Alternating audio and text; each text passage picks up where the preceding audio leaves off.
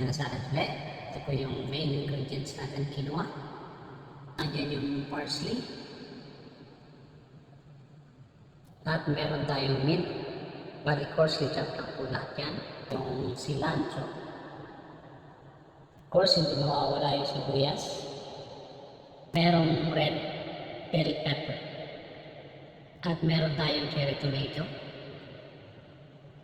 Meron po tayong figs. Ayan o.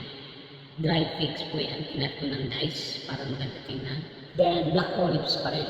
Paborito natin yan. Kaya lalagyan natin ng black olives. Tapos ito yung dressing na ginawa ko. So, may video po yan para matutunan niyo kung paano gawin yan.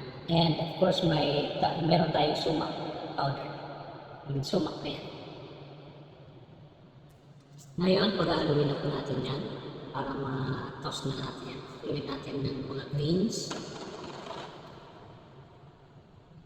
Ito po yung cilantro. Medyo marami po yan. Style tabuli. At ilagay na po natin ito. Olive.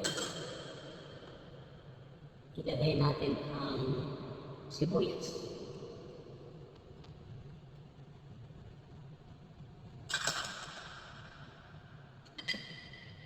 At ilagay natin yung red bell pepper. Yan. At yung tomato. Yan. At ilagay din po natin yung half ng figs. So paghahalo-haluin lang po natin yan hanggang mahalo na maayos. Hanggang ma-incorporate maayos. Mixer lang. Yan. For greens. Okay.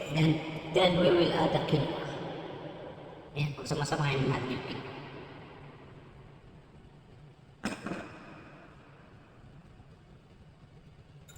Ayan. Haluin lang po natin yan. Toss lang.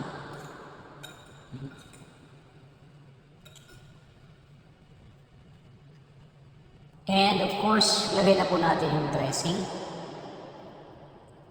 Yan. Lagay na natin yung vinegar.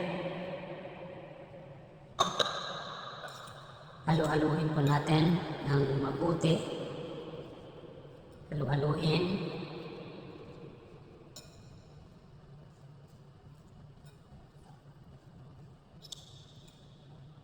Then, add ng sumac ko.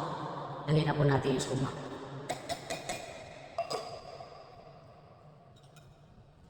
Paborito natin. Antioxidant po yung sumac na yan.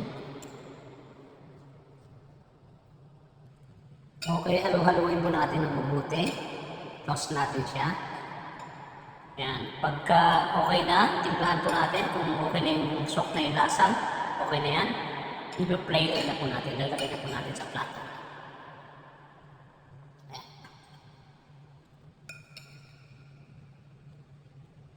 Lalagay po natin sa plato. At yan na nga po.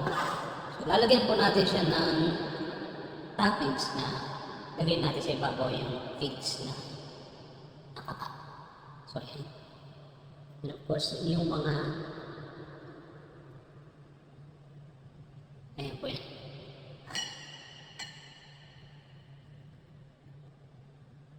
Okay, so ready na po yan. So since na hindi po ako nakain ng mga bread muna, yung crispy bread or pita bread na pinarito, yan po ang aking ginamit. Yung figs. Ayan, so okay na po yan. Ayan. Ayan siya. At yan na po siya. So naging 2 serving po yan.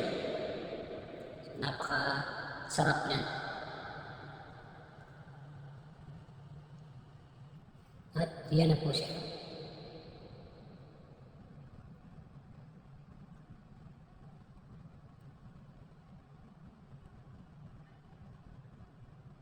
Ayan, salamat po sa mga. Thank you.